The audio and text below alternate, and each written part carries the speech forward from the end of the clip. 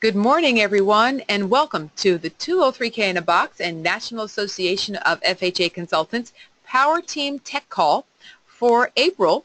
This is your host and the Executive Director of the National Association of FHA Consultants and creator of the 203K in a Box system, Catherine Hall, thanking you and welcoming you all on the call. This call is a exclusive benefit for our silver, gold, and diamond level members. And in addition, there are additional benefits for each level of membership. But this is one of the features that is not provided to our bronze level members. And I think this is an important distinction because this webinar that we're going to be discussing, the information we discuss in these webinars is technical, specific to the actual operation of a 203K consultant, and more specifically for at least the next 12 months, it's actually the next 8 months, the 8 months of this year is devoted to a discussion of the process of doing a 203K as it relates to the Genesis software.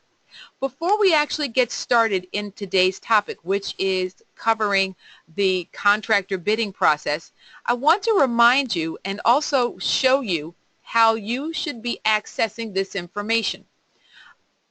Every month when we do the Power Team Tech Call, usually by the end of the next day, that recording is uploaded to the Power Team site. So now we have a lot of members who've recently joined us and who might not be familiar with how to access this information. We are working to update the website and make it a little less complicated, just so that you know we do recognize that it's a lot of steps to get to this information, and we are working on creating a single back door that our silver, gold, and diamond level members can access the information directly. And so what you'll see soon is possibly a button here on the left side that'll say silver, gold, and diamond members only, and that will bypass a lot of the channels. But for now, the way you access this information is you click the button that takes you to the Power Teams only, and then you enter the monthly password. The monthly password is, for right now, 203K, and then the word Bloom with the B capital,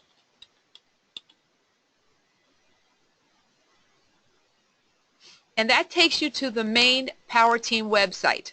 And this is for Power Team members only. That password changes every 2 months. The password will be changed in May, and you will be able to find that password after April 15th, which is Saturday, when we send you out the e-newsletter. Actually, not April 17th, when we release the e-newsletter, and you'll be able to get that password. Also, when you get your mailed, delivered newsletter, it's right there on the first page of that newsletter as well. So we're sending you out an email, we send you out the e-newsletter, and we also send you out the mailed newsletter with the password for this site, and it will be changed effective May 1st. So from this site, you scroll down past a lot of very valuable webinars. If you want to be reminded of how to use Genesis, this is a great webinar on just a basic Genesis system use. The Minimum Property Standard Reporting System, this webinar is right there. Parts 1 and 2 of Jumpstart Your MPS, which is on your which was on a separate DVD and system. Here you have access to it. And here is where you get to see the Power Team webinars. So now the Power Team Tech Calls, you click that button. This is a section that is only available to silver, gold, and diamond level members. And so to access that, you enter the password 203K, S as in silver, G as in gold, D as in diamond, SGD. And from there, you're able to view all of the webinars from the tech calls. And so here you can see that this is the one from March, which was how to create a preliminary work write-up, how to calculate and report fees that give you a profit, how to use Adobe DC Reader to edit PDF reports created with Genesis.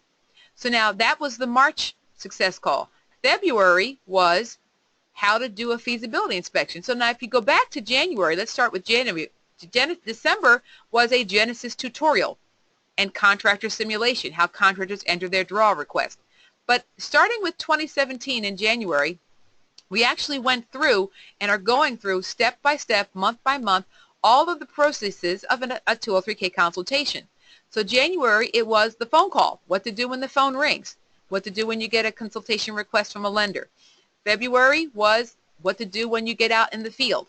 March was creating that preliminary work write-up. And now that March is over, we're going to move this below the fold, as it were, and then April's going to be here at the top. And so this is how you can review creating the preliminary work write-up. And then April is going to be and April is now, which is contractor bidding. So now everybody likes to get a present, and so Christmas will actually come early for everyone, because after September, when we have completed this series, this 9-month series, we're going to be giving all of you a DVD. I'm sorry, not a DVD. We're going to give you a thumb drive, a thumb drive, and also a private separate web page where you'll be able to have all of these videos organized with an index, so you actually can say, okay, what do I do if I want to talk about the preliminary work write-up? And you can go right there. So this is another benefit of your membership at a higher level, and that the actual thumb drive with the content will be available for diamond level members. Okay, the access to the website will be available to gold level members, and silver level members, you'll be able to access this information for a small fee. Bronze will not have access to it at all, but diamond gets it for free, and gold gets it by electronic delivery. So that's how you access the information that's on our monthly Power Team Tech Calls. So now, what are we talking about today?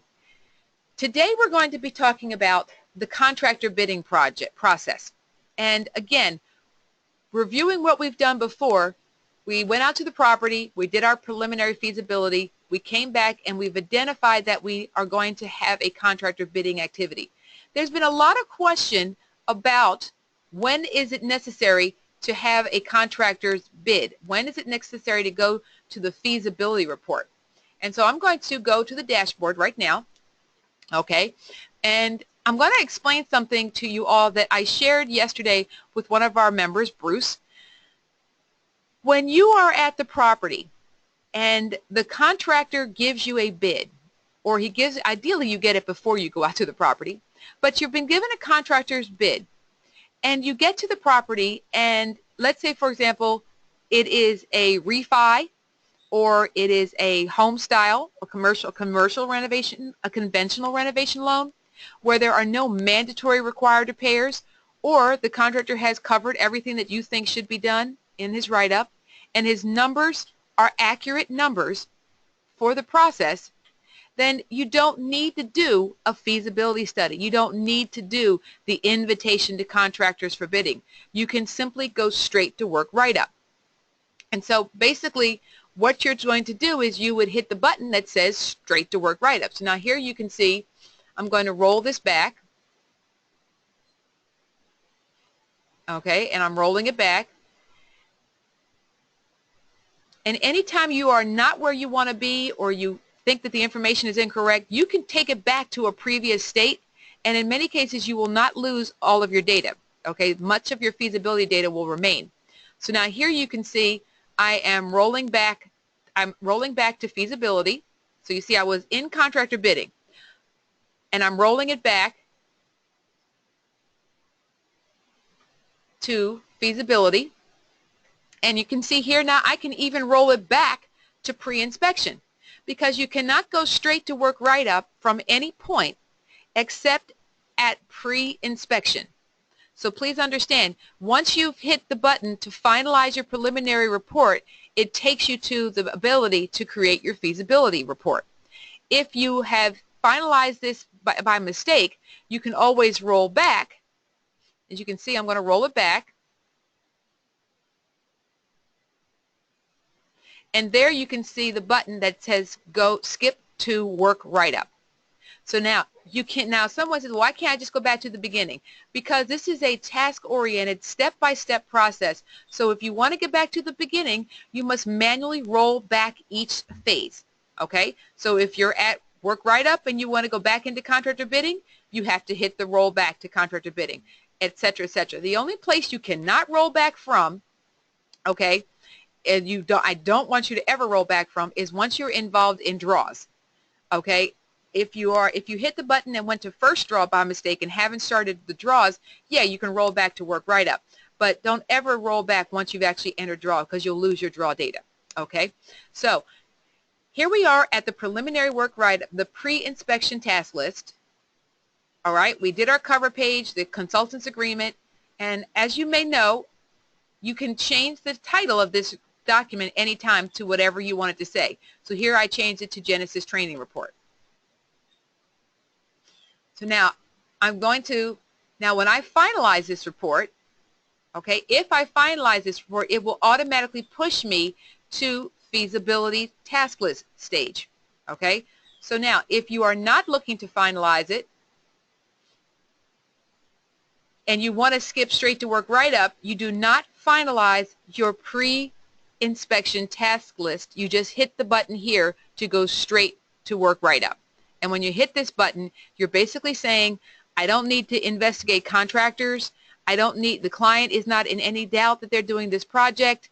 They're ready to go, and all they really basically need me to do is to support the contractor's numbers by plugging into the write-up and getting it out, okay? If you are doing that, then you should have identified this at the time of the consultation with the client by saying this.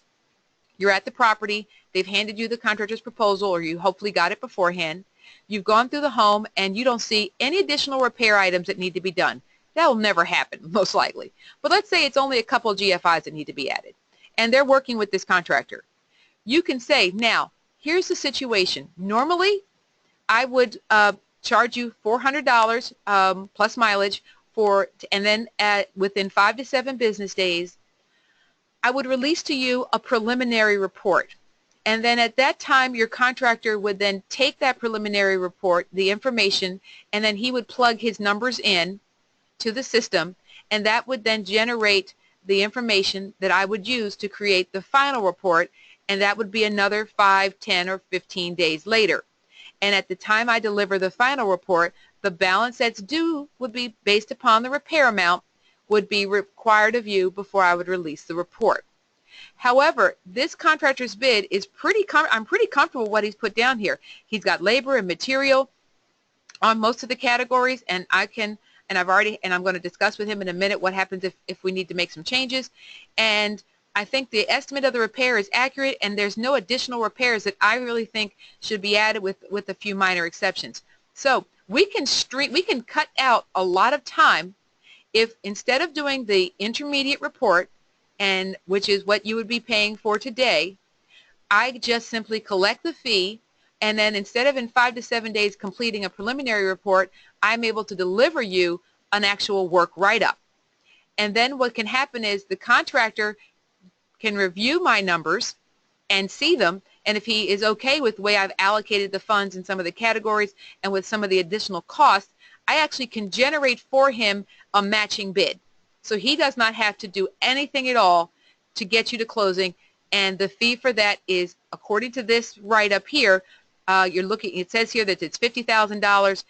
I know I'm going to add a couple thousand more, and so the cutoff is 55, so the fee that's due for you based upon 55 and above is X amount of dollars, 850, whatever. So if you want, we can really cut out a lot of time. I can collect $850 from you today, and I need you to know that once that report is delivered, it is non-refundable. If we do the preliminary report, the feasibility report, then the preliminary work write-up, if you decide you're not moving forward with the project, you are not going to have any additional fees due, and that $400 is full and final payment. Do you understand that, Mr. and Mrs. Buyer? All they're going to hear and all they're going to focus on is, wow, this is going to cut my time down and my contractor doesn't have to do a whole lot more work. Where do I sign? Okay? So by show of hands, does everybody understand how you can get full payment at the time of your preliminary work write-up and also make it more comfortable for your client and the contractor? Raise your hand if you understand that. Okay? This is another reason why every event that we do is videotaped. So now some of you don't have your hands up. Is it because it's too early and you're not awake? Okay? or you don't get it. If you don't get it, please type in the chat box, I don't fully get it, and then that will be a topic that we can have in if a whole lot of you say you don't get it, we'll go over it now. But if it's just a few of you, then it's a topic that we can have in a private one-on-one coaching call. So please let me know. All right, let's try another question. By a show of hands, who does not understand what I just described as the way to collect the full fee and skip past the preliminary report and get right to work write-up? Does anybody not understand that? Okay, so it looks like only one of you has, okay, 2 people. Okay, so 2 people are having challenges with that. So those of you, one of you, I know you're not you're involved with a new project and you're just rejoining the group. So we'll work on that privately. And the other person, I will reach out to you privately as well. But basically, just to recap, here's the situation. When you skip to work write-up, you are not submitting it for bids by contractors. You are creating the report, and then when you create the work write-up report, it will automatically create a mirror report that has the contractor's name on it and saves him from having to do the entering into the work write-up. Okay, so the process is this. If you have a contractor's bid and the client is ready to move forward, you can skip past all the preliminary activities and the contractor bidding. Contractor bidding is designed to get bids if your client doesn't know what it's going to cost to do the job, and they're working off of your preliminary evaluation estimates, and then they need to find out what the contractors say. But if they've already identified a contractor, they already know what he wants to charge. There's no question in their mind if they're moving forward. They understand everything that they're doing. And so all they want from you is validation of the numbers that the contractor has given. And if there's any additional line items that you've added, you can just put them in and then give the work write-up to the contractor and say, are you okay with this number for installing GFIs? Okay, I put in $150 per GFI. Does that work for you? No, I need $175. Okay, I'll go back and edit it. And I'll change the work write-up, and now I'll create the matching contractor bid. Does that help you guys understand it better? Raise your hand if that's a different way of looking at it that makes it easier to understand. Okay? All right, so more hands went up, so I'm glad about that. Excellent. So let's go back. So now we are not going to skip straight to work write-up. We're going to go through the contractor bid process, because that's what this section is the discussion on today. So we're going to finalize the pre-inspection report.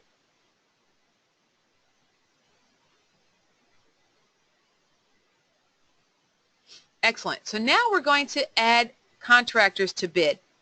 So the first thing we need to do is we go through our feasibility task list. And as you can see, I rolled this project all the way back to pre-inspection, yet I didn't lose any of my data. Raise the Roof, Howard just put up an update that allows most of the data to remain. So even if you roll it back, you don't lose everything. So raise your hand if you think that that's amazing, because before it was a situation where you would lose your data. So now you get to keep the data even if you roll back. So like every hand just went up. So I know you're all awake. Yay. Yes, and the great and powerful Ross. Okay, so here you can see the data. All right, so we've got siding, I've got walks, we've got some appliances, and let's put another one in. Let's stick a cleanup number in. And for those of you who are new to Genesis, and this is your first time looking at the feasibility section, when you first start your Genesis account, this line item over here, this category over here, will have no options. Okay, you can see this only has one. Over here on the default item by Genesis, these are the items that we've added for you to get you started. Some typical line items that you'll find in this category. This is important. We gave you these typical line items because this is a way to help you understand, am I in the right category for what I want to do? So for example, if you notice in here, we've got cleanup, we've got removal of debris, broom clean the floors. We don't have anything that says electrical, so we know we're not going to stick electrical. We don't have anything here that says painting. So if we go back and you're unsure about where you put what in the category of description, on your thumb drive is an actual field notes. And on that field notes, and I'm going to show you that right now, it actually tells you what belongs in each of those categories. I'm working right now to have that display on each section in Genesis. But if you are looking in your thumb drive and you go to the button that says on your thumb drive, Quick Start Training Tools, you'll see a section that says Field Notes. Initial Field Notes, right there. Sample. And I'll copy the Dropbox link and give it to everybody right now just in case you don't know where it is. I'm going to give it to you right now. So here is the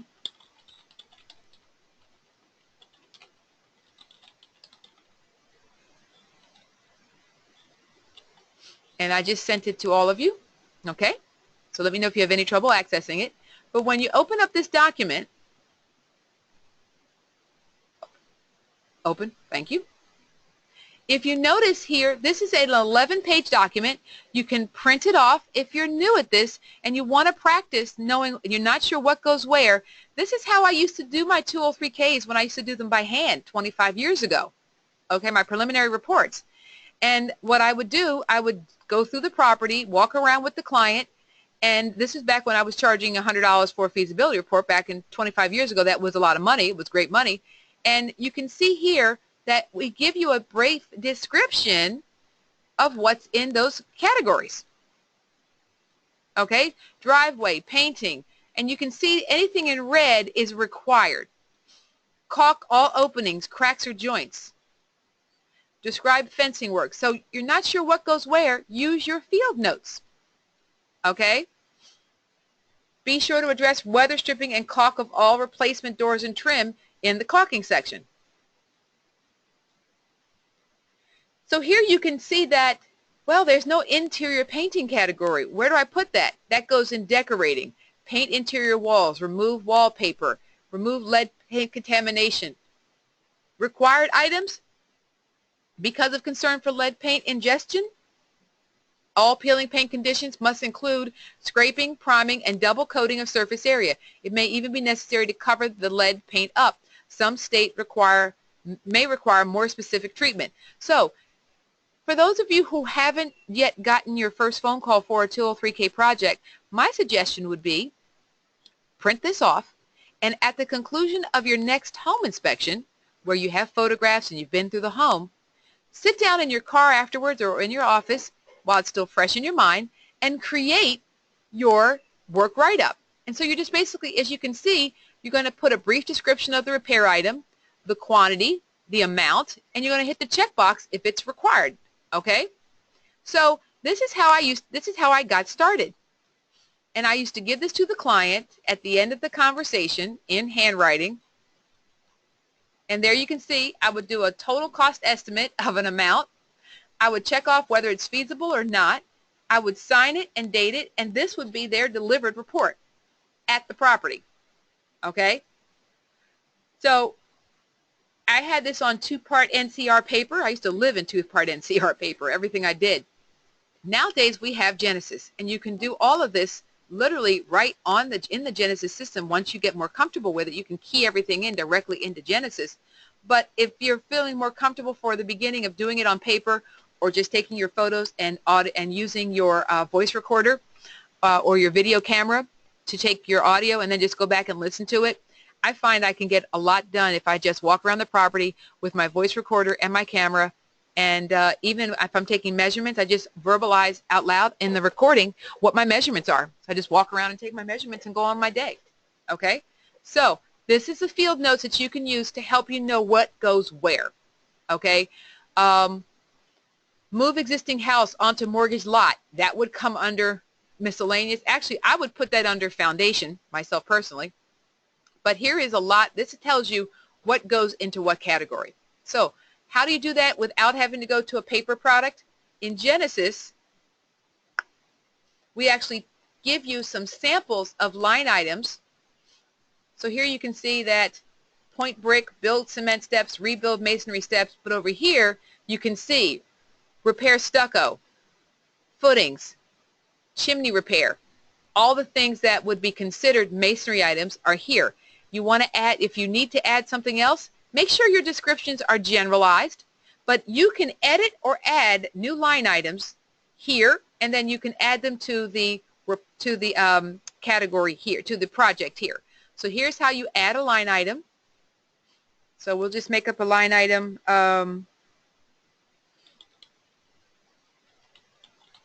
Masonry repairs at masonry repairs other. I always have an other category. So now you don't have to put any material or labor defaults, but if you would like, you can. So these values shall be automatically filled up when you click on the menu item, add repair line item to category. All right. So when you add this to your category, the measurements, the units, and the rate will automatically go in.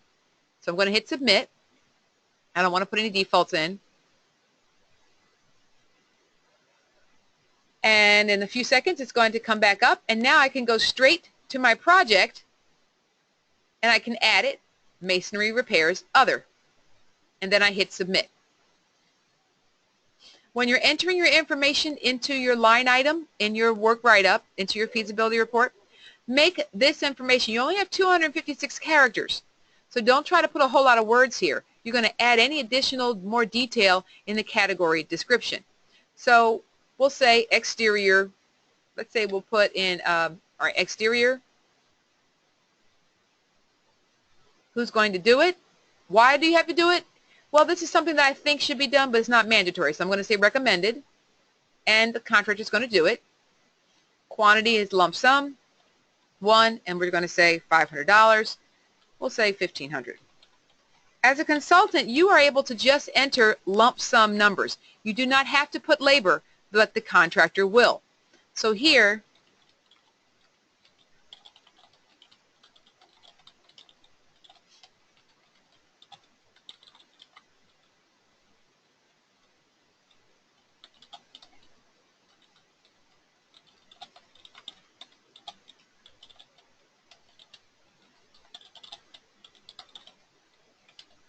okay, so that's what I've written under my category specific detail.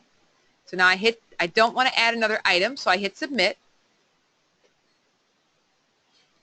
And when I don't want to add any more items, the next thing that will pop up will be your category specific detail and whether or not you need permit button.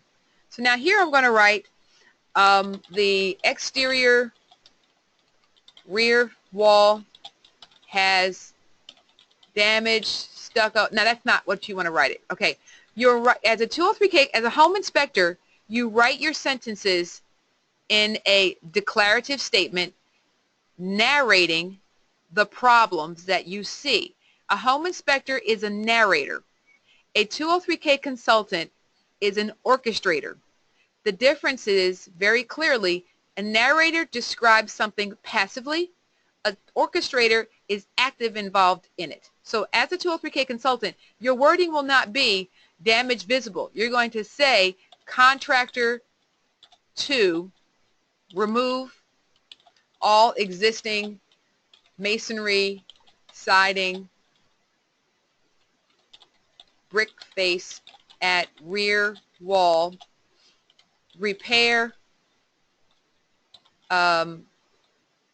mesh or supporting elements, and install new brick veneer with color of borrower's choice or to match existing. So do you understand a declarative statement as opposed to an action statement? Okay, imperative statement. We're in grammar class now, guys. Welcome to grammar. Okay, so you're speaking in an you're doing, it's an action, it's a verb. Your whole conversation is actually an interrogatory. You're telling them what to do. You're not just saying what you see. So now I'm putting this here, and if I think that there's needing a permit, then I'm going to hit submit and add permit. So now this shows up, and so now you're looking at this page and you see, wait a minute, I don't see where my description is because it's been hidden. So you can hide everything and just see your numbers. If you want to just run through the numbers, I asked to have this done because if I'm just comparing the contractor's numbers, I don't want to have to see a whole lot of words. I just want to just pound through the numbers. You can show the detail, and you can also show your category description and edit it at any point. All right, so now this is done, so I'm going to go back to my task list. And so here's all my numbers. Yay. So now we talked last time about creating my preliminary work write-up. We talked about the permits and cert forms. We talked about the calculation of the fees and the comments and the fact that it breaks down into a repair classification, and we also talked about how to put the photos into the project. Okay, so let's go back.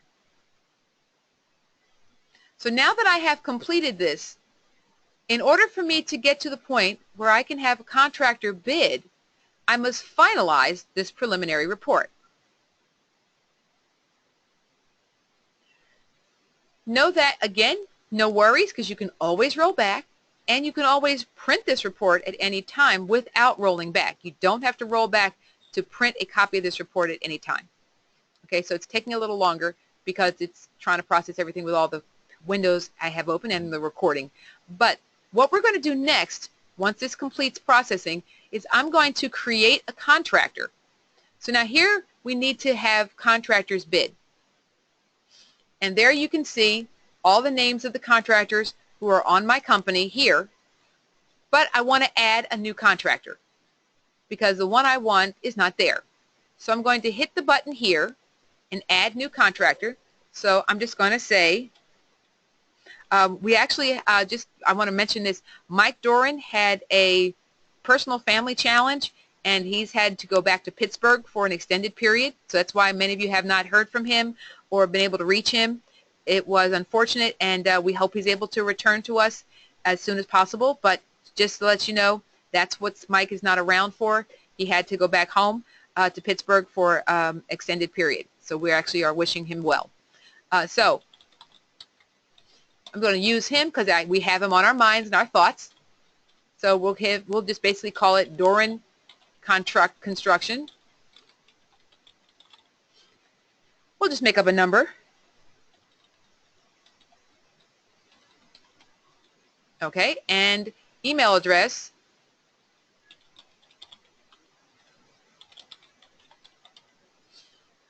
And then we stick an address.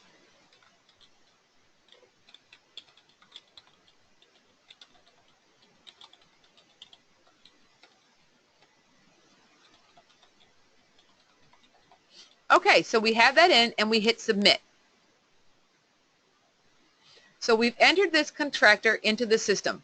When your contractor is entered into the system, and I'm going to open up the email for that for his account, there he will get automatically, as soon as you add him as a client, as a contractor, he will get an email welcoming him to the system. It will basically say, this is how you get in. So it has the company ID, it has his username, and his temporary password. So this is what your contractors will get. Now, if they don't see it, it might be that it went to their spam. So tell them to check their spam and make sure they are making admin@genesis203k.net a safe sender. Okay? So you have been added as a contractor for the following company. So your company name would go here. And then it says you will soon receive emails that will introduce you to properties that you will be invited to submit bids for the construction project. These invitations will provide you with a copy of the scope of work, the photos of the property, and information about the prospective client. All bids must be submitted through the Genesis203k.net site. And it gives them the information. It also gives them information on how to create an electronic signature. And so here is a link to how to create an e-signature for them to be able to put in their bids and also later on in their draws. So we've tried to give them as much support in this entry email as possible. And so here is an email on how to create a scanned digital signature for signing documents. So we've actually even provided that for them. So if they're saying they don't know what they never got an email, it wasn't clear, it didn't have anything in it, they're misrepresenting the facts, all right, because this is what they're getting. So now that we've added that contractor, now what we want to do is we want to invite them to bid.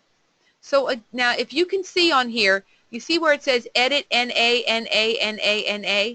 That's because all of these contractors were entered from the company portal, not from the contractor portal. So you can see Doran Construction was entered for me as an individual consultant. So this is actually letting you know that the consultant entered it and only the consultant can edit it. The company side, when you enter a contractors from the company side, your individual consultants can use that contractor. They simply cannot edit the information. Okay? So once we have added the contractor, we go back to our project. And now we're going to manage bids and contractors, and we're now going to invite contractors to bid. Now, you can easily do this by just clicking the button, and you're allowed to do 10. So I'm going to click several of them. All right, so I click that one. I'm going to click this one, and I'm going to click this one. Okay, so we've got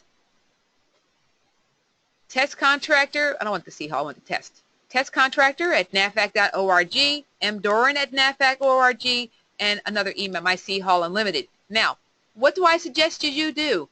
Create a sample contractor for you with your own information so that when you do send out a bid, even if it's just to one other contractor, you will get that bid invitation so you will know that it went out. So you see I have one that says C Hall Unlimited, which means that whenever I'm sending out a bid, or actually I do it on my Value Home Inspection side, I send one to myself, to my personal email. Okay, that way I know that they got it. So if they say, I didn't get the invitation, well, I got my copy of the invitation because I automatically get it. Now, you also get a copy of the email from that goes to the contractor. You get copies of every email he receives. Okay, so that's the good news. You will get a copy of everything he gets, including his temporary password. And so you can send it back to him if he didn't get it. Okay, so now I'm sending this to these 3 contractors. You hit the email contractors to bid at the top, or if you go all the way to the bottom, that button's there as well. So now I'm going to hit the email contractors to bid.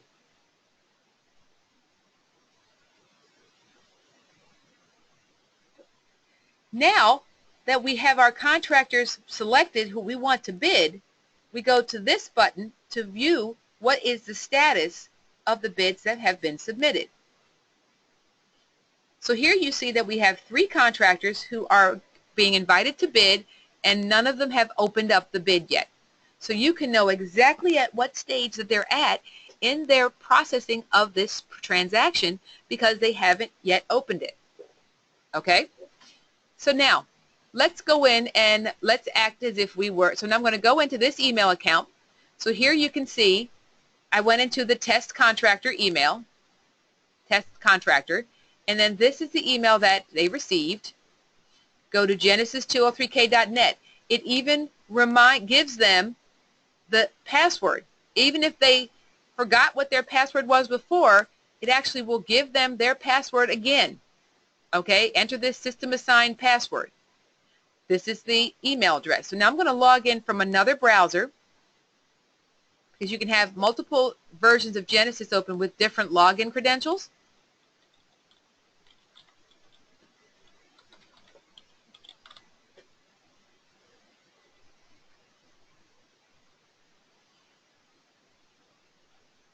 Okay, so now I'm going to log in, and the company name was NAFAC. I'm going to pretend like I'm a contractor, so I'm hitting Enter Contractor Management. Now, you see this little question mark there? There's a video training for the contractors that they can actually, if they click that button, they'll get to see a video tutorial on how to enter their bid. All right, so now I'm going to enter the registered email address, so which is going to be testcontractor at nafac.org, and I'm going to put in the sample, the test password. Now, here's the thing. Whenever a contractor joins Genesis, he has to agree to these terms and conditions.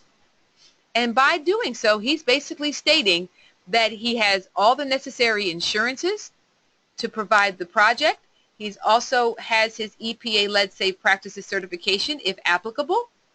He is acknowledging that the funds released will be based on work write-up, that the work must begin 7 days from close of escrow, that the first draw will be requested no later than 30 days from close of escrow, that all permits are required, must be provided to the consultant or other representative of FHA lending institution prior to the first draw inspection.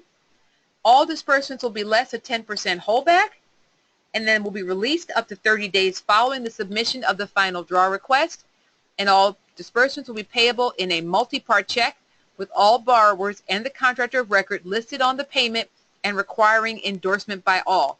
In addition to the above condition for participation in the various contractor bidding opportunities, you agree to the terms of service of use of the Genesis Rehab Reporting System. These terms of service are available for view at the bottom of all pages of the Genesis website. And then they have to click and acknowledge that they have read and agree to these terms of service. So if you have a contractor who is working with you in Genesis and they claim they didn't know about this and they didn't know they had to do that, or I didn't know any of that, you can say to them, I do know that you knew because I have your accepted terms of service. Before you were able to log into Genesis, you agreed to these terms. So how many of you did not know that? Raise your hand, that they had to agree before they could use any Genesis, even the first time. And so by knowing this, do you see how this actually saves you from that contractor saying, I didn't know a thing? They do know, because now if they didn't read the terms of service, I can't help that. But they were given the opportunity and they had to click the button that says that they do agree to it. Okay? So this is one of the things, ladies and gentlemen, that you should be sharing with your lending partners. Give a presentation on the benefits of working with you and why Genesis helps 203K projects. Do a presentation and actually walk them through, like we're doing today, how a contractor uses Genesis. And you can see, and they will see. I have many members who are working with lenders, and the lenders are just ecstatic at how comprehensive Genesis is. And when they see this, that the contractor has to agree to these terms even before he can log in and create a bid, they are thrilled to death. Okay? So this is very powerful for all of you. So just make sure that if you have a contractor that says, well, I didn't know you were going to be holding my money for 30 days. Yeah, you did. It was in the terms of service that you signed when you started Genesis. So this is another very, very powerful reason why you should have all of your contractors enrolled in using Genesis. And I've had many people, not many, but I have several people saying, oh, the contractor doesn't like working with Genesis. He says it's too difficult. What is difficult about what we've just done? Nothing. He got an email. It told him how to log in, enter the company code, enter test contractor, enter the system. Okay? It tells him exactly what he needs to do. All right? So you go in, you enter the company code, you enter your password, and you move forward. This is not hard. So if anyone says that, it's just being difficult, or I hate to say it, lazy and uncooperative. And here's the thing. They may go back to your loan officer and say, I don't want to work with this contractor. He makes it too hard. He makes me have to go into this website, and this is too complicated, and I can't stand this. And, you know, they don't want to use their Excel. Yeah, and someone just typed in, yeah, my contractors don't want to use a different system that they have or their lovely Excel forms. Get the lender to say, look, Mr. Contractor, if you want to work with our borrower on this loan, you'll need to do this. It is not a cumbersome system. I've seen how it runs. I know it does. It is not horrible. And so as Tom just mentioned, it holds their feet to the fire. Okay? So get your lenders on board. Take them out to lunch. You can do all of this on your tablet. Okay? Make sure that you have, the sample information up and running and ready to go so you actually can show, or film a brief video, or you can download this video and you actually can cut segments of it and share it with your clients and say, this is how easy it is to do this.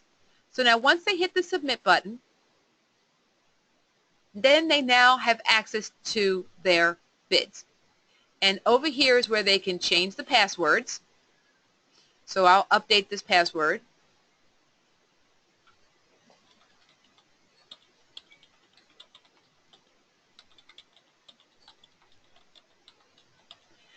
Let me give you a little tip, guys. If you are doing a test contractor or a sample contractor, make the password the same name as the email name. That way you're not struggling, oh, what was my name? Okay. So now I've updated the password. And now I'm going to go back in and log in again as the contractor.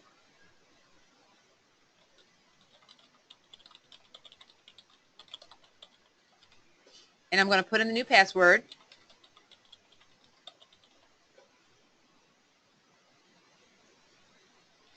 And now I'm going to go back to settings, and I'm going to update a digital signature. So I'm just going to add one of my own digital signatures just for convenience sake. And I keep my digital signatures in my 203K folder. So we'll just take one.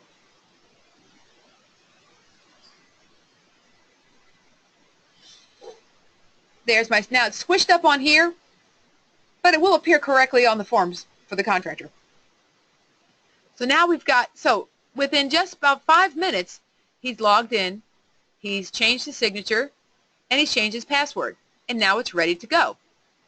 So now all he can do now, he can actually view the bid package in a PDF format. So if you are having a contractor bid meet, now I want you to notice that it says demonstration version, for not for client release.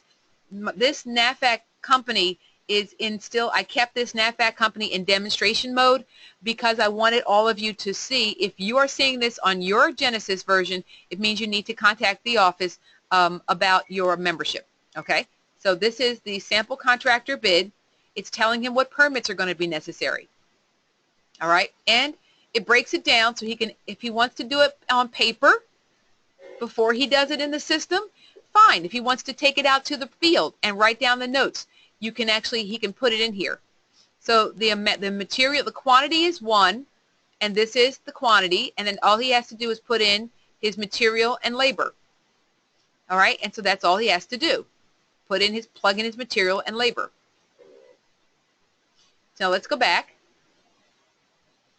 He can view all of the images right there. So if it's before he's had a chance to go out to the property and he's not sure he wants to bid, and I just made double everything here just to get a couple pages of pictures in here, just a view, he can actually see everything that needs to be done and say, oh yeah, this looks like a job I think I'll be interested in doing. Perfect. Or if he needs to be or have a refresher of what it's going to take to get the job done, he can go back and look at the photos when he's writing up his bid. And then he needs to go in and enter his bid. So you can see that button. Now, an important thing for you to understand that he needs to understand is that this do not pass is meant to let them know that you must fill out at least that category and this category. All these other categories that have a green check, they have items that need to be done, but there's none of them that are mandatory. Any area that has a blue square has line items that the contractor can put numbers in, but only the sections that have the do not pass must he go into and make sure at the very least he completes those items that have the M for mandatory that are shaded in pink. If it's shaded in pink, he must enter the mandatory numbers. So let's go back in here. So we've got, we'll put in here the quantity is 1, it's lump sum, so we'll say 400. And then he can put in his tax margin. So if he wants to charge 6% tax on this, whoops, what have I done wrong?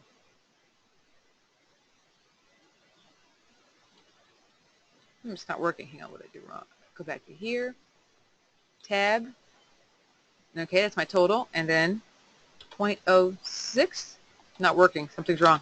Okay, labor rate, oh, I think you have to do the whole project. Labor rate, let's say $200. And so now you see it went from pink or red to green. I didn't want to make it very starkly red, so I made like a shady pinky. If it was red, it was really horrible to look at. All right, so now you can see I just made the same line items twice. Just so I had a couple things to do in this report. So we'll make this one 600 and 300. All right, so now everything is green.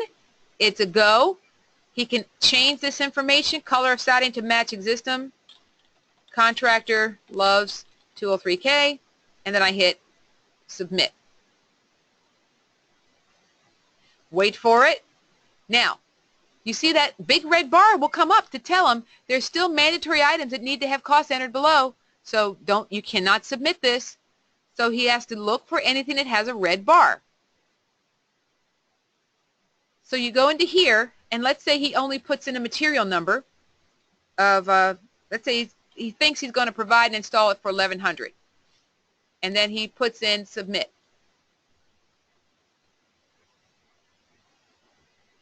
Well, it won't let him go past because he still didn't put in the labor. Now, we are working to make it so that he can't even leave the category because it will say labor numbers not entered. Okay, so we're going to try to make it so he can't get past this line unless labor is entered. So it's going to be a default. That's what I'm working on. So he can't. So it's going to hopefully have a box that says labor rates must be included for all line items, all mandatory line items. Okay. So if he only, let's say, for example, we're going to put our labor here. We'll stick it in here. I won't stick it in here for now. I'll just put in kitchen appliances. So we'll do 2,500. And we'll say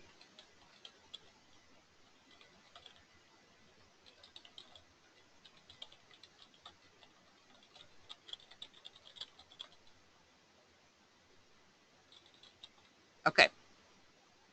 So now we hit that again, but it's still red because we didn't put that mandatory line item with the labor. So now we need to stick this in here. And now I hit submit.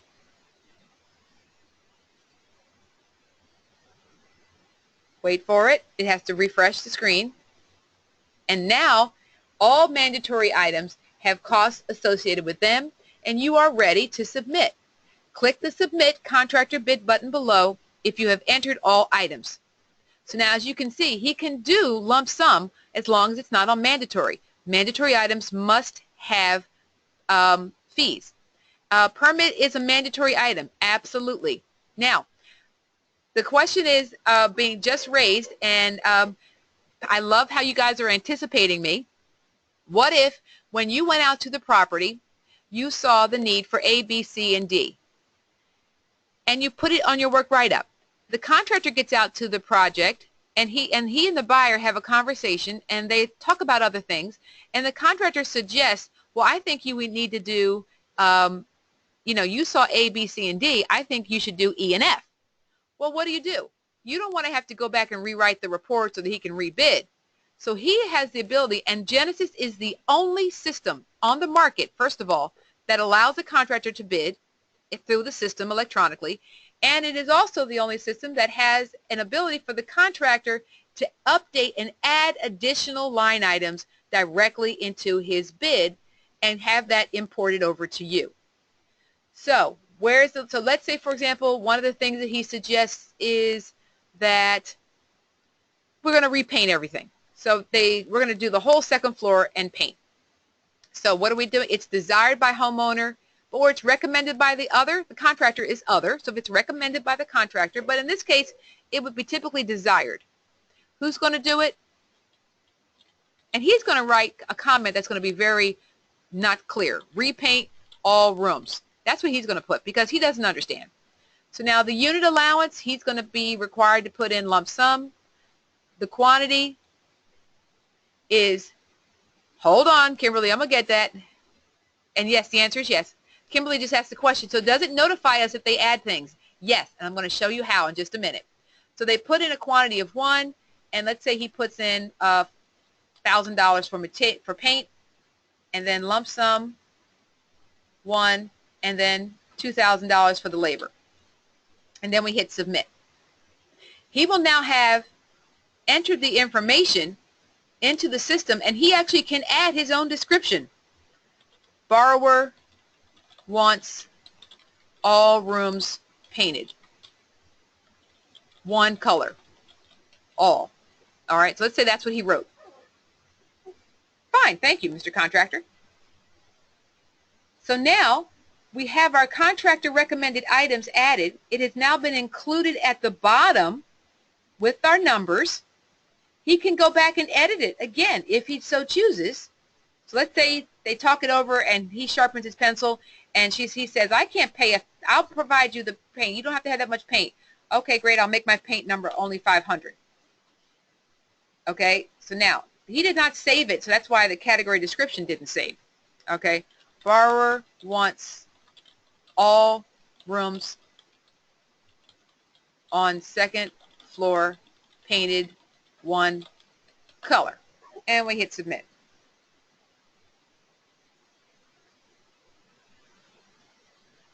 And so now we have all of the items that HUD requires us to put in, plus our contractor recommended items, and now he can hit submit. But let's say he hasn't submitted. We're not going to hit that submit button just yet. I'm going to go back into Genesis, and I'm going to refresh the screen.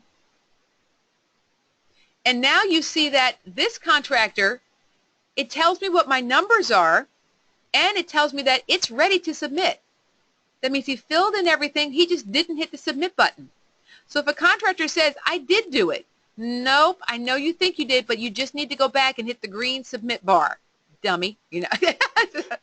So we won't go there. And so now let's go back to there so I can show you what. Now let's say he went into this one here for appliances. And let's say I take out the labor number. You see it became red again. And let me hit submit. I want to show you this because I want you to see, wait for it, okay, wait for it. It's going to go back to the red bar, okay. So now I'm going to go back into my version of Genesis, and I'm going to refresh the screen. And you see now it says in progress. It still shows me what the current amount is, but it's telling me that he has not finished entering mandatory items. Okay? He can leave every single desired or recommended item totally zero, but all mandatory items must be included so that you never have to go back and say, you missed one. If it's mandatory, he can't miss it. He can't even submit it. And again, this saves you time and effort on getting a handwritten Excel spreadsheet that doesn't include everything, or it's broken out badly, and next thing you know, you're going back and forth with a contractor to redo numbers. So, do you guys like this? That it actually keeps you apprised of what's happening? Raise your hand if this helps you feel more confident in what you're doing when you're doing your project, because you now know exactly what stage the contractor is in, and you get an idea on where his numbers are even while he's still in process. Okay, so we're having fun here, and this is going to help. This is revolutionizing the 203K process. So now where's the problems? Where's the problem? Oh, it's in the appliance because there's my red do not pass. So if he says, no, I did everything. Okay, Mr. Contractor, go back into your Genesis portal, look for the category that has a do not pass, red circle with a line through it, and then go back to the line items that you see that are in red, and anything that does not have a labor and material number, you need to fix. So we'll just put 500.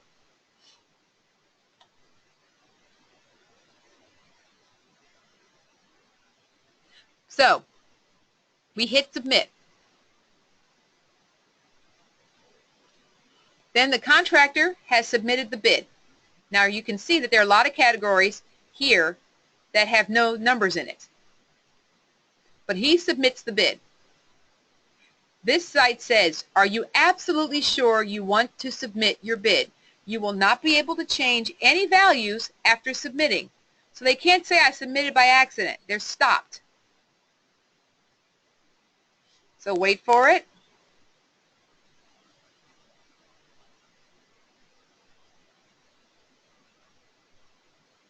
See it there, it's still scrolling. And now it says submitted, and it has an ability for him to print his submitted bid. So he says, well, I don't know what I bid. So now let's go back to ours, and we're going to refresh this. And here we see submitted bid. We now can open up and view the contractor's submitted bid, which is what your next step is. So you're going to open it up. You're going to save it to the folder on your computer. And then you're going to look through it and go over with the client. So now you can see here that this was a recommended item to repair cracks and flaking material, and he didn't do anything in it. He didn't do anything with the actual cap the siding at the garage with new vinyl to match existing, which is something the borrower had said they wanted. So you call your client and say, did you go over this bid with your contractor before he submitted it? Because there are several items that you told me you wanted that he hasn't done, that he has not put numbers to. Did you tell him you didn't want to do this? Well, I did tell him that I didn't want to worry about the masonry, but I did want that siding work done. That looks a mess. Really? Okay, Mr. Borrower, do me a favor. I'm going to send you a copy of the bid, please, and then I'm going to send it back to the contractor to allow him to resubmit it. Please contact him and go over and make sure you and he are on the same page and totally agreeing with what you want done. Okay? And so then what you're doing is now you're going to hit this little yellow button to request revision. So now a question was raised by Tom Kruger. Would you advise asking a contractor to submit his already written proposal and do it through Genesis rather than accepting his written proposal? That's where we just talked about going straight to work write-up. If you have met the contractor before you've done your work write-up, then yes, you can just take his written proposal, put it into Genesis in the work write-up stage, and then if he wants any changes, he can manually give you those changes on paper or via email. But if you went out to the property and did your feasibility report and put your numbers in Genesis, then even if the contractor has a written proposal that they don't give to you till after you have created your feasibility, you absolutely at that point would have him redo his numbers in Genesis. Does that make sense, everybody? Do you see the nuance of difference? If you have the bid before you've done any numbers, then you can use his numbers to create your final work write-up. But if you did not have a bid and he says, oh, well, I like to do mine on paper, here's my paper. Well, thank you. Congratulations. You can use that paper to complete your Genesis entries. Raise your hand if you understand that. Okay, personally, I want every contractor, I don't care what they're doing, to put it in Genesis. And the only reason why I would expedite it to go straight to work write-up is if they're in a time constraint or if I want to get the money up front. Okay? If I want my money up front because it's a big job and I want to just go and I've got a decent contractor bid and I've got architectural plans and I've got everything I need to do a write-up, then yeah, I'm going to take their $1,000 or $1,200 and say, here, your contractor's numbers look decent. Mr. Contractor, do you care where I put your money in this bid? Because the contractor will say, for example, kitchen. And in the kitchen, he'll have the drywall. He'll have the ceramic tile. He'll have the recessed lights. He'll have the GFIs. He'll have the countertops, the cabinetry, the tile backsplash, the sink, the plumbing, the dishwasher, the appliances. And then he'll have $24,000. Well, if you are at the property and you're talking to the client and you're holding his bid and you see $24,000 for kitchen, and you say to him, you know what, that sounds reasonable to do this kitchen, but I'm going to have to break it down and I'm going to have to put X amount of money in drywall. And I'm going to have to put X amount of money in ceramic tile. And I'm going to have to put a portion of this into appliances, and some in ceramic, and some in cabinetry. And the numbers look okay to me. Do you mind where I put your numbers as long as it totals up to the same number at the end? Most contractors will say, I don't care. Now, your numbers don't include permits, Mr. Contractor. So this bid's going to go up because I will be adding permits to the categories where appropriate. Or they may have the permits at the bottom in a single line, in which case you can say, I'm going to spread these permits out across the project: electric, plumbing, heating, roofing, general building. And I think your total number of $1,000 for permits is a reasonable number, but I need to break it down into the specific categories. Do you mind, do you care where I put it, as long as I allow you a $75 labor charge for your sub to go get the permit. And they'll be like, oh, I got 75 bucks to go get it? Yes, you do. Oh, then I'm fine. So if I have $1,000 in permits, and that represents 4 permits, electric, plumbing, heating, and general building / roofing, that's $1,000, plus I'm going to add another 75 times 4 is what? 75 times 2 is 300 for the fees to go get it. My total permit fees are going to be $1,300. But remember, he had the ability to view what the permits were. So when he viewed the bid package, he's being told what permits he needs to pull and how much we've allocated for that permit, not including his labor cost, his time and travel.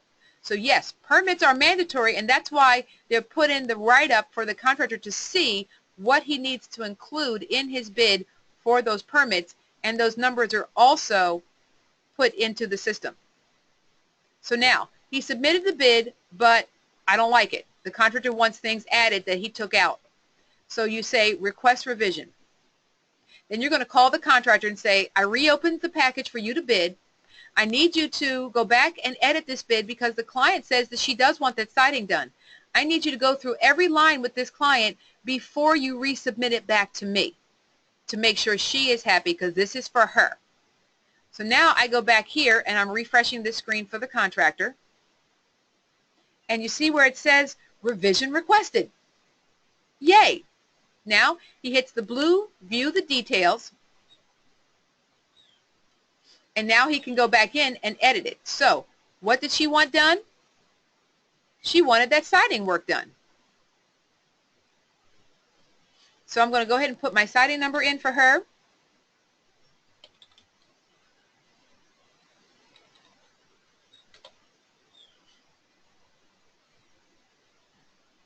And now that number is done, and now that is in there. So we hit, let's view it. So now those 3 items are green. So you can tell your contractors, you know you have filled in every line when the entire page is green.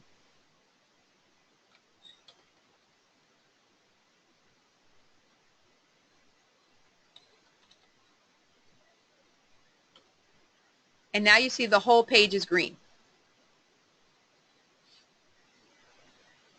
Wait for it. There. So now the siding number has all these numbers in. Okay? So now we're going to submit the bid again. You tell them fix that, and then you can submit it again. And now I'll be able to see his resubmitted bid. So Kimberly, that answers your question, correct? Raise your hand. So because Kimberly asked the question, so what if they don't submit numbers for something that the borrower still wants? Just send it back. So now he submitted. So now I'm going to go back into my side. I'm going to refresh the screen.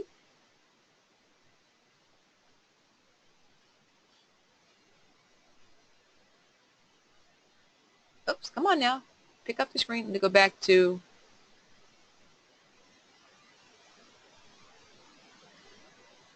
oops, I didn't mean to do that. Back that up, back that up. Don't do that. So now this is telling you, are there any contractors' projects that have not received a single bid? So you can see that. So if you have bids out there and you've got multiple projects, you can see in your desktop, in your snapshot here, what's happening. Here you can see that I have 1 in progress.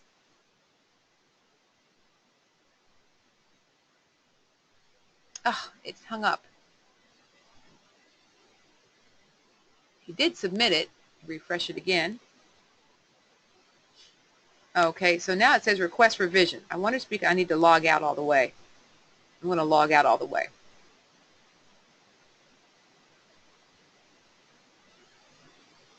Okay, so I'm going to go back to him. We'll see what happened, because I think it didn't, it tangled up somehow. But there's my numbers. Okay, great. Wait for it. I'm going to hit submit bid. Make sure it works this time. I think because that was still open, it was sending a signal to tell them to refresh, to do that bid over.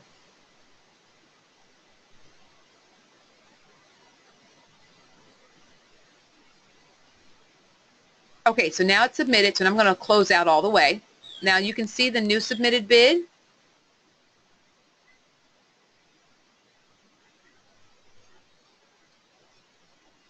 And there's our new siding numbers.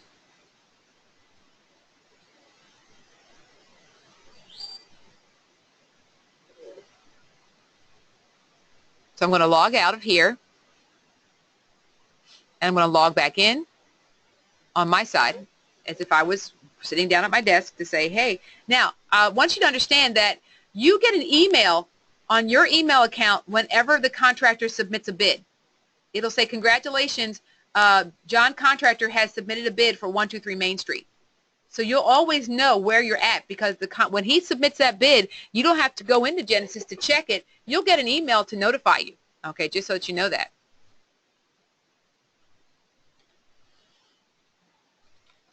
There it is.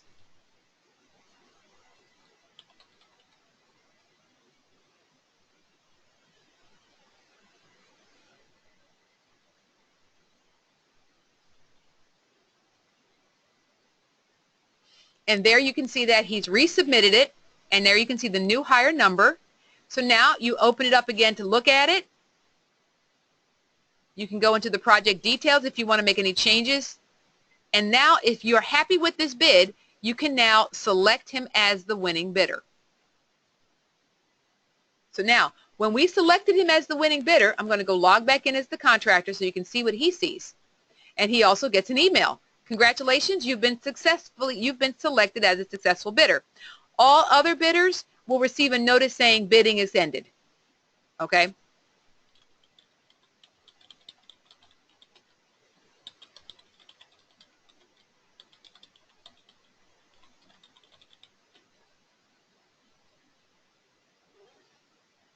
And there you see winning bid. So now his submitted bid is in green because this is the bid that was successfully selected.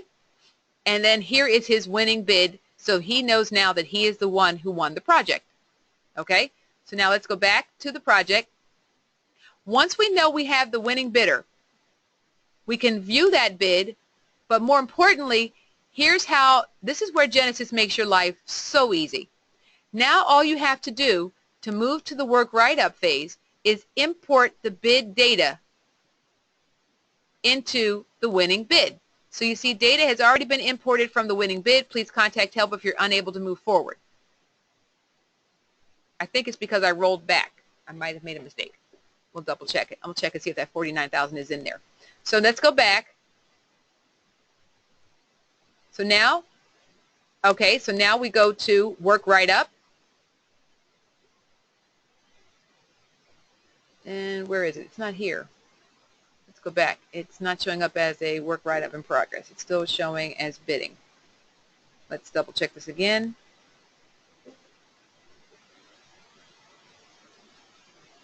And we're going to accept his bid. Yeah, I think I have a problem because I rolled it back and the data didn't get wiped out. So this is something in our new update, so I think I need to fix that, because this is not accepting it. See now, see where it says expired for the other people? All right, so that should have moved over into Genesis, and it's not letting me get past that. Okay. All right, so I'm going to go to another test project and continue with the conversation. So now, the question was, what do you do if a contractor has recommended items? When the contractor has recommended items, this checkbox will not be green, and you will not be able to finalize until you go in and reassign. So now in this project, there were no contractor recommended items. Let me see if I can find one that did have some.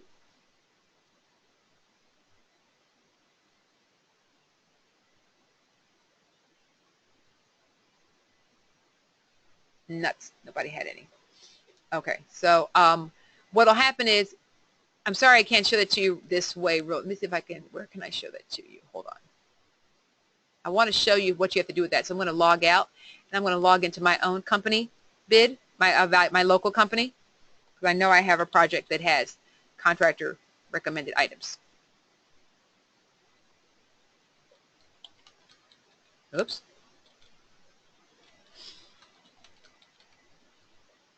Oops. I'm putting the wrong email address.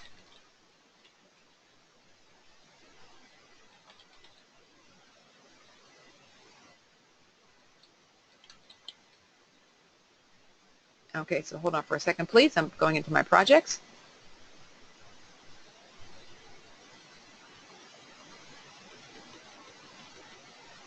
It's coming up. So what I'm doing now is I've clicked over to my local company as opposed to my test project. Okay, so let's see, go here to one that's in work write-up. And all right, so now you see where these are in red. If there were contractor recommended items, that would be in green. So let me go find that. That would be in red. So I want to find one that has that. Work write-ups do. Good. Okay, let's see. Nope.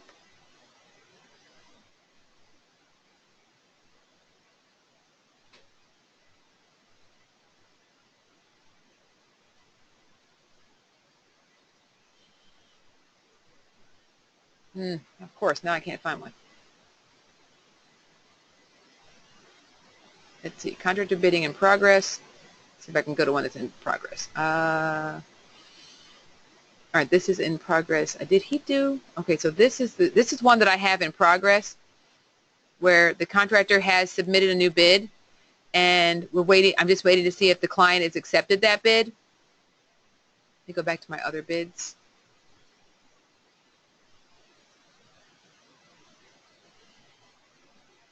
Okay, let's see if this one here.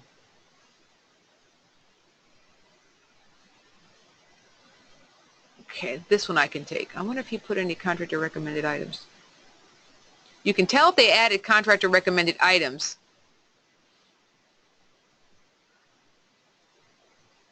Yeah, this was from way back last year. This deal died of death, a slow death, because the house had foundation problems.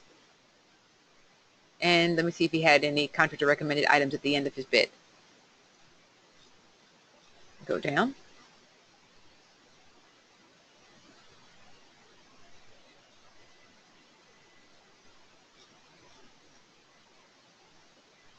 And you can see where he had no contractor recommended items included. Okay, so it was, what will happen is, of course, now that I need one, I can't find one. They might have already gone past into work write-up. Let's see where we at here. I know where I can look for it. Let me see what this one is.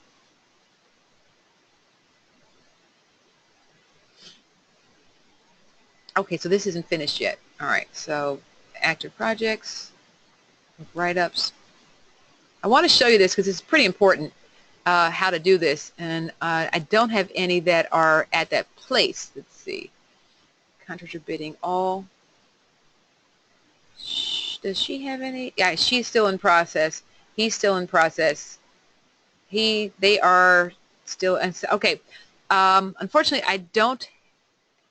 I can roll this back. Yeah, let me do this one. I'll take this one. I'll clear this out. And I'm going to blow through this real quickly. I hope he doesn't have a whole lot of repairs. So let me look at this.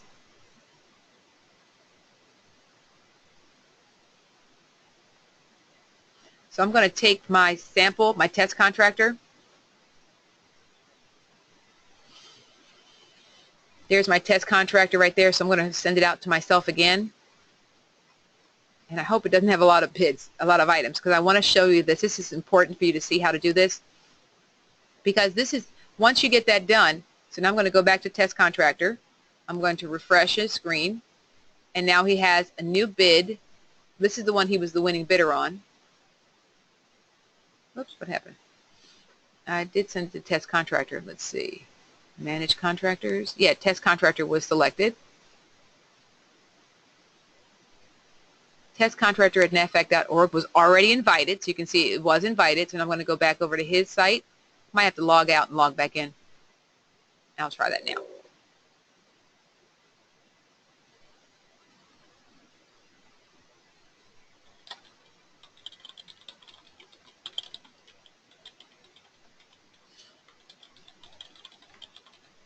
I think I typed that wrong.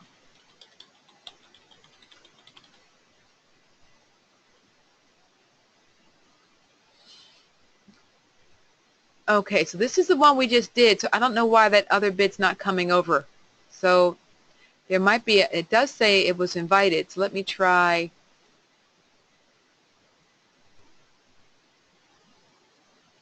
another sample bid. Okay, I might not be able to show that to you today. All right, this is that. I'll send that one. I'll send it to myself here.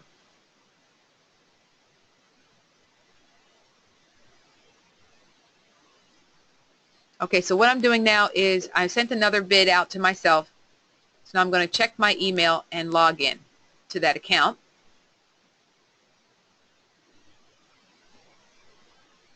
So like I said, I have my own personal email account with Genesis as a contractor, so I'm always adding myself to that.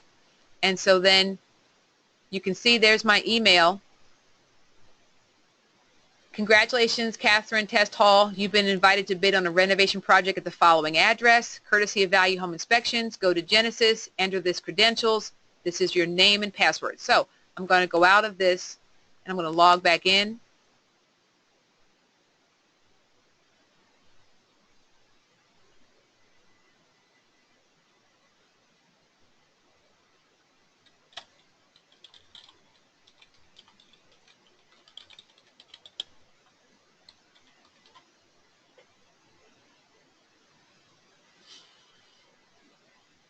I'm trying to log in. Oh, I'm trying to log in. See this? I was entering as consultant, not as contractor. I'm so used to going in as a consultant, so I hit the wrong button. So I'm trying to go in as a contractor. So if they go into the wrong site, that's what's going to happen.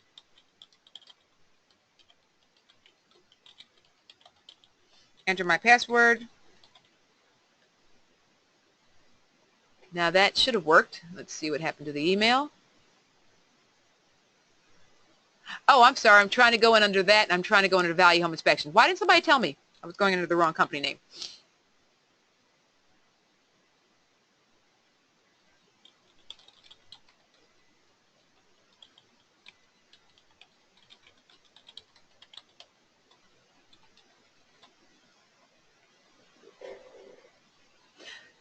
All right, so here's all the projects that, as I said, anytime I have a project that I do for a client, I add myself as a bidder for the project so that I can be able to work on it.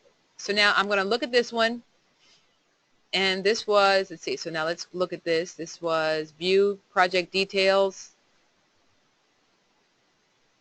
Let's see, view project details. And let's see, this one had one number there, and now I'll stick something in contractor, so I'll try this one.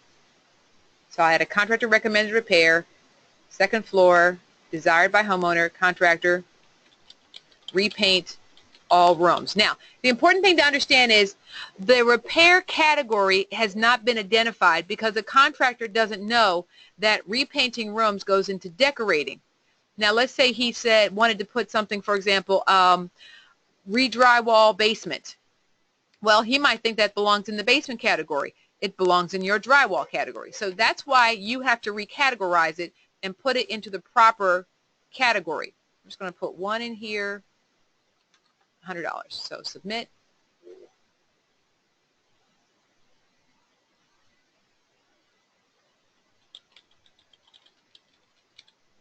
All right, let's hit submit for that. I hope this works. And let's go. And I hit submit.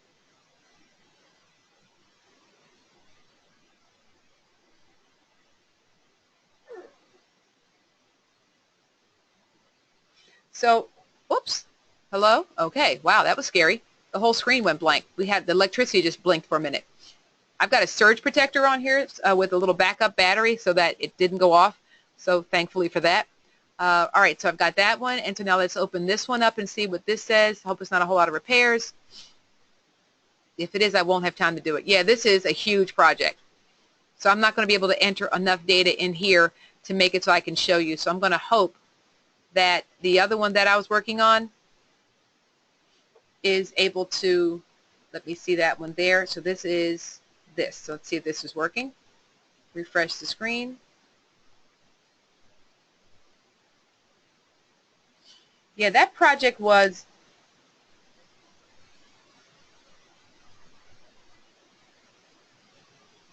Yeah, okay, so I'm not going to be able to show that to you today. I apologize.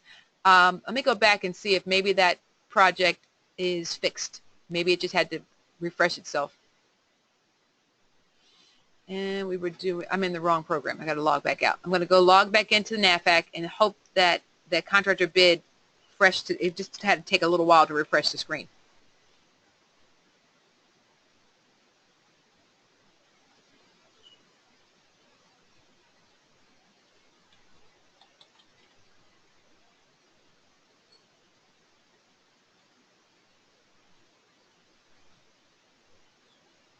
Ugh, I logged in wrong. See what happens when you rush?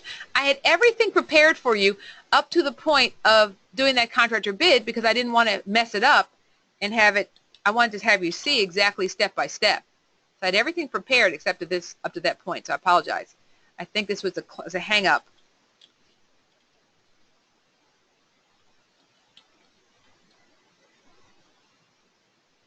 Bingo. Okay, great. So let's go back to that project.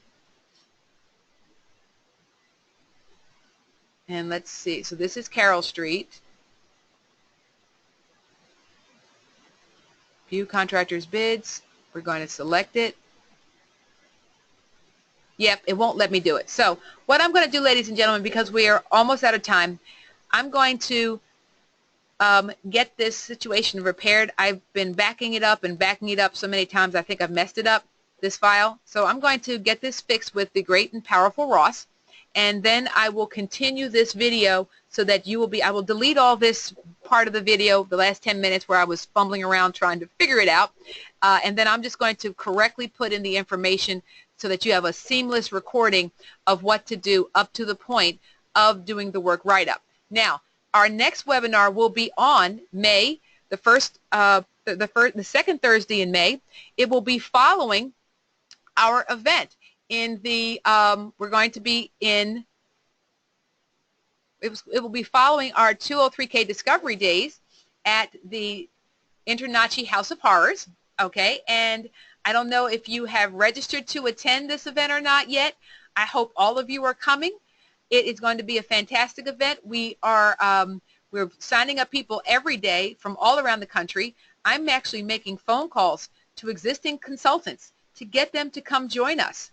I'm calling lenders. So I know one of our members, Kimberly, is going to be meeting a lender in Denver who she works with in her state of Oklahoma. And so she's asked me if I could meet with them together and to represent NAFAC, and I'm delighted to do so.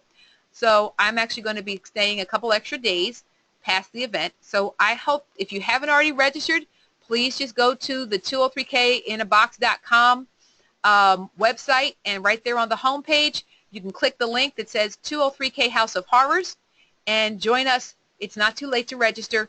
It's just $75 for the 2 days. We're going to be celebrating Cinco de Mayo that night, and we really would love to have you. And so those of you who haven't registered yet, now would be a great time. We're going to literally have you get the hands-on training with Genesis after we walk around a property. As you can see here, we're going to walk around a home and be able to look at homes and be able to then sit down, key our reports in all the way through. So until I'm able to support you in the future, ladies and gentlemen, have a great day, and remember to always be outstanding. Thank you so much, and I'll talk to you soon. See you on the next webinar. Good night. Good morning. Goodbye.